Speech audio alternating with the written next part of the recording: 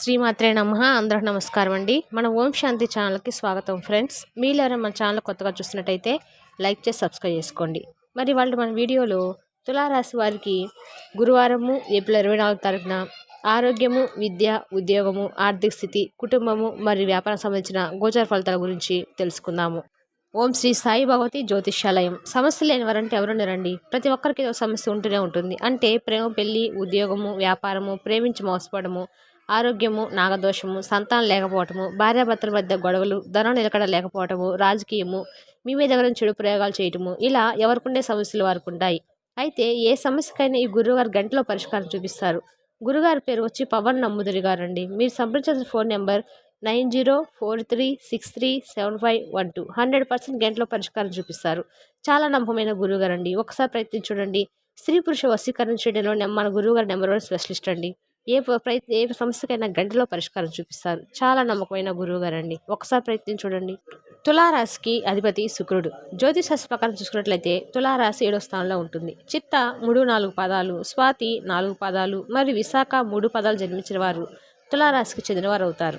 తులారాశి వారికి శుక్రుడు అధిపతిగా ఉండగా ఈ రాశి వారికి శ్రీ మహావిష్ణువు లక్ష్మీదేవి అనుగ్రహం అనేది ఎప్పుడూ ఉంటుంది. వీరికి డబ్బుకి ఎటువంటి లోటు అనేది అస్సలు ఉండదు. ఈ నేపథ్యంలో తులారాశి వారి జాతఫలాల గురించి ఇప్పుడు మనం తెలుసుకునే ప్రయత్నం అయితే చేద్దాము.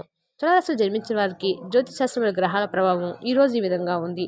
ఈరోజు భౌతిక సుఖాల వైపు మీ దృష్టిని మళ్లించడానికి ఇదే సరైన సమయము. ఇప్పుడే మీ సామాజిక జీవితాన్ని ఆస్వాదించండి మరియు మీరు చాలా కాలంగా వినని పాత స్నేహితులు లేదా కుటుంబ సభ్యులతో సన్నిహితంగా ఉండండి. మీ స్పృహలో కూడా మార్పు వస్తుంది. అది క్రమంగా రావచ్చు లేదా హెచ్చరిక లేకుండా మీ పైకి రావచ్చు. మీ సహజ ప్రవృత్తులను ఇప్పుడే వినడం అయితే మంచిదని తెలుసుకోండి. అద్భుతంగా కనిపించాలనే బలమైన కోరిక మీకు ఉంది. అయితే దాన్ని సాధించడంలో భాగస్వామి మద్దతు కోసము ప్రయత్నించండి.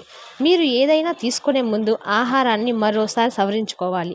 ఎందుకంటే ఊహించనిది ఏదైనా తినడం వల్ల మీకు అలర్జీ ప్రతిచర్య రావచ్చు. తక్కువ సలహాలను పాటించండి మరియు ఎక్కువ వ్యాయామం చేయండి. ఈరోజు మీ తల్లిదండ్రులతో సమయం గడపడానికి చాలా అనుకూలంగా ఉంటుంది. మీరు ఇటీవల చాలా బిజీగా ఉంటే వారికి ఫోన్ చేసి ఆకస్మిక సందర్శనను ఏర్పాటు చేసుకోవడానికి ఇదే సరైన సమయం అనుకోండి. ఇది మీ ఒత్తిడిని గణనీయంగా తగ్గిస్తుంది. మీ తల్లిదండ్రులను లేదా తోబుట్టును సందర్శించడంలో మీ భాగస్వామిని పాల్గొనండి మరియు కుటుంబ జీవితం ఎలా సాగుతుందో చూడండి. మీరు ఒంటరిగా ఉంటే ఈరోజు మీరు మీ తల్లిదండ్రుల ద్వారా ఒక ప్రత్యేక వ్యక్తిని అయితే కలవచ్చు. మీ ఉన్నతాధికారులు మీ పురోగతిని నిశ్చితంగా గమనిస్తారు. కాబట్టి ఈరోజు మీరు మీ పనిపై ప్రత్యేక శ్రద్ధ వహించాలి. వారు మీ అంకిత భావం మరియు బలమైన న్యాయకత్వం లక్షణాలను చూసి ముగ్ధులవుతారు. కాబట్టి ఈరోజు ఉద్యోగ రంగంలో కొంచెం అదనపు ప్రయత్నం చేయడం వల్ల తర్వాత పెద్ద పురోగతి సాధించవచ్చు. ఎందుకంటే మీ ఉన్నతాధికారులు మీ సంస్థను ఖచ్చితంగా గుర్తిస్తారు. ఈరోజు మీలో విశ్వాసం పెరుగుతుంది. అభివృద్ధి తథ్యం. ఈరోజు బయటకు వెళ్లే ముందు మీకంటే పెద్దవారి ఆశీర్వాదం తీసుకోండి.